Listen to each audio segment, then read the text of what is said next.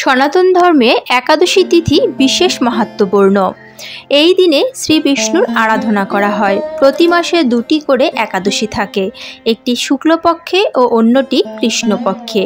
সেই হিসেবে এক বছরে মোট 24টি একাদশী পালিত হয়। এই 24টি একাদশীর মধ্যে সব থেকে গুরুত্বপূর্ণ হল নির্জলা একাদশী। নির্জলা একাদশীতে সম্পূর্ণ নির্জলা উপবাস পালনের বিধি রয়েছে। যারা একাদশী পালন করেন তারা এদিন এক টুকরো খাবার বা এক ফোঁটা জল খেতেও পারেন না। নমস্কার, কৃষ্ণকথাতে আপনাদের সবাইকে স্বাগত। আজকের এই ভিডিও থেকে আপনারা জানতে পারবেন একাদশী কবে পালন করবেন এবং এই একাদশীর ব্রত মাহাত্ম্য, পালনের সময় পারণ মন্ত্র এবং কিভাবে পালন করবেন এই বিশেষ একাদশী ব্রত। জ্যৈষ্ঠ শুক্লপক্ষের এই নির্জলা একাদশী ব্রত সম্পর্কে ব্রহ্মবৈবর্ত পুরাণে শ্রী ভীমসেন ব্যাস সংবাদে বর্ণিত হয়েছে। মহারাজ যুধিষ্ঠির বললেন, হে জনার্দন, আপনি এখন জ্যৈষ্ঠ শুক্লপক্ষের একাদশীর নাম ও মাহাত্ম্য আমার কাছে বর্ণনা করুন। শ্রীকৃষ্ণ বললেন, এই একাদশীর কথা মহর্ষি ব্যাসদেব বর্ণনা করবেন, কেননা তিনি সর্বশাস্ত্রের অর্থ ও তত্ত্ব পূর্ণরূপে জানেন। রাজা যুধিষ্ঠির ব্যাসদেবকে বললেন, হে মহর্ষি দ্বৈপায়ন, আমি মানুষের লৌকিক ধর্ম এবং জ্ঞানকাণ্ডের বিষয়ে অনেক শ্রবণ করেছি। আপনি যথাযথভাবে ভক্তি বিষয়নী কিছু ধর্মকথা এখন আমায় বর্ণনা করুন।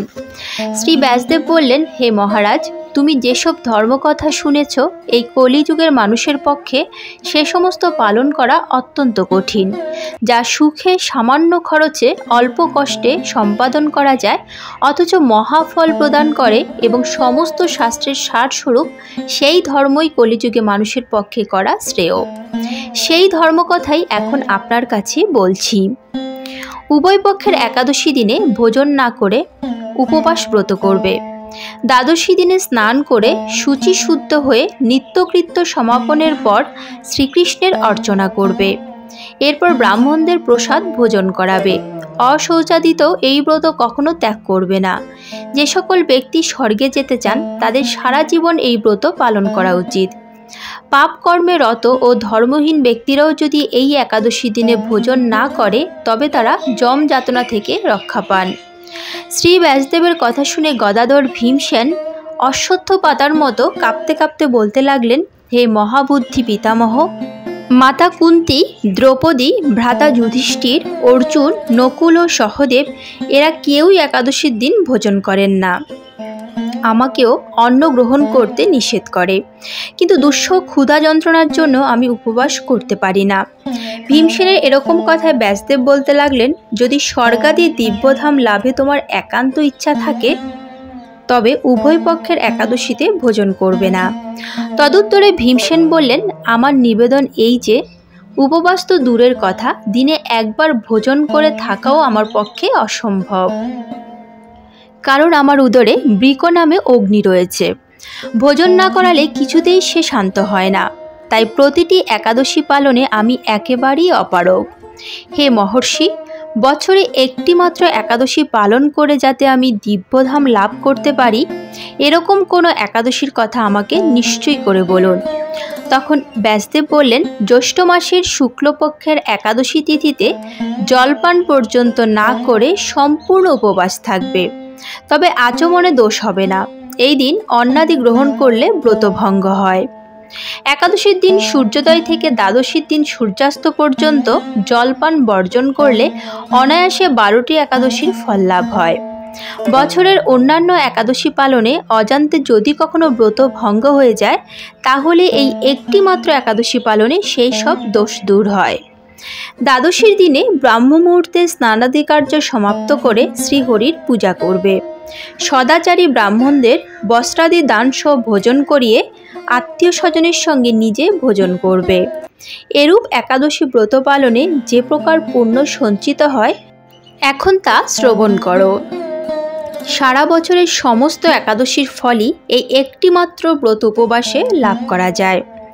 শঙ্খ, চক্র, গদা, পদ্মধারী ভগবান শ্রীকৃষ্ণ আমাকে বলেছেন, বৈদিক ও লৌকিক সমস্ত ধর্ম পরিত্যাগ করে যারা একমাত্র আমার শরণাপন্ন হয়ে এই নির্জলা একাদশী ব্রত পালন করে তারা সর্বপাপ মুক্ত হয়। বিশেষত কলিযুগে ধন সম্পদ দানের মাধ্যমে সদ্গতি বা স্মার্ত সংস্কারের মাধ্যমেও যথার্থ কল্যাণ লাভ হয় না। কলিযুগে দ্রব্য শুদ্ধি নেই, কলিতে শাস্ত্রোক্ত সংস্কার বিশুদ্ধ হয় না, তাই বৈদিক ধর্ম কখনো সুসম্পন্ন হতে পারে না। হে ভীমসেন, তোমাকে বহু কথা বলার আর প্রয়োজন আছে কি? তুমি উভয় পক্ষের একাদশীতে ভোজন করবে না। যদি তাতে অসমর্থ হও তবে জ্যৈষ্ঠ মাসের শুক্লপক্ষের একাদশীতে অবশ্যই নির্জলা উপবাস করবে। এই একাদশী ব্রত ধনধান্য ও পুণ্যদায়িনী। যমদূতগণ এই ব্রত পালনকারীকে মৃত্যুর পর স্পর্শও করতে পারে না।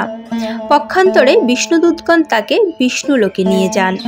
শ্রী ভীমসেন এই দিন থেকে নির্জলা একাদশী পালন করতে থাকায় এই একাদশী পাণ্ডব নির্জলা বা ভীমসেনী একাদশী নামে প্রসিদ্ধ হয়েছে। এই নির্জলা একাদশীতে পবিত্র তীর্থে স্নান, দান, জপ, কীর্তন ইত্যাদি যা কিছু মানুষ করে তা অক্ষয় হয়ে যায়।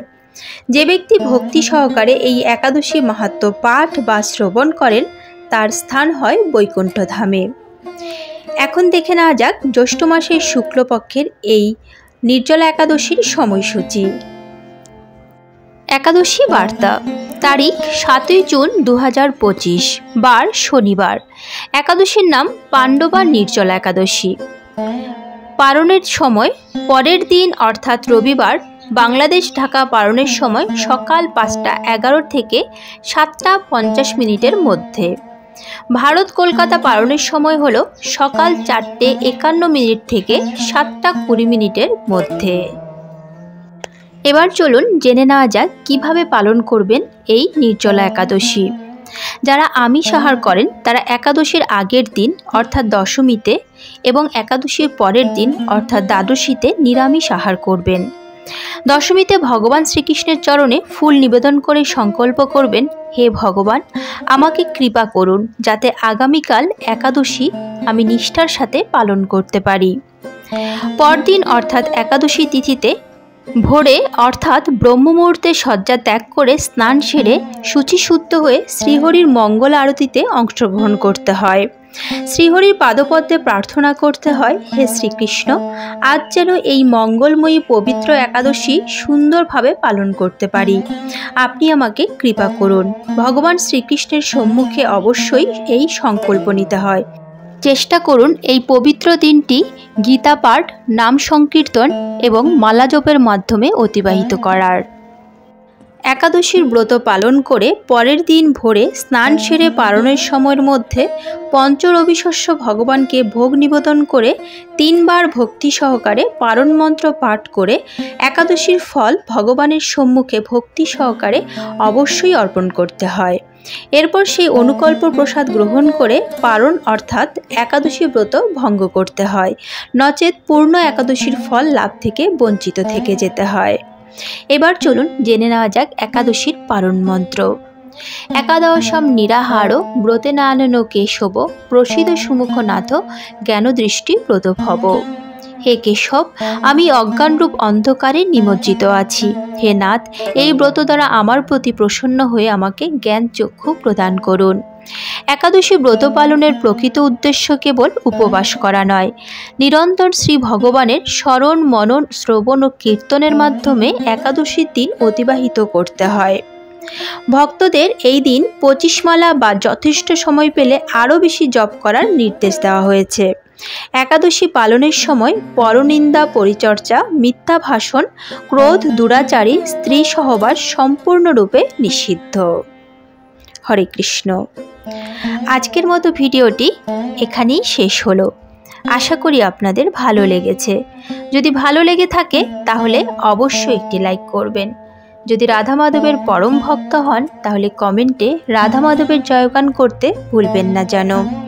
প্রিয়জনদের সঙ্গে শেয়ার করবেন যাতে তারাও উপকৃত হতে পারে। এ ধরনের বিভিন্ন ধর্মীয় ভিডিও পেতে এবং নিয়মিত গীতা পাঠ শুনতে চ্যানেলটিকে অবশ্যই সাবস্ক্রাইব করবেন। আজ তাহলে এই পর্যন্তই, দেখা হচ্ছে পরবর্তী ভিডিওতে। ভালো থাকবেন, সুস্থ থাকবেন। জয় শ্রীকৃষ্ণ।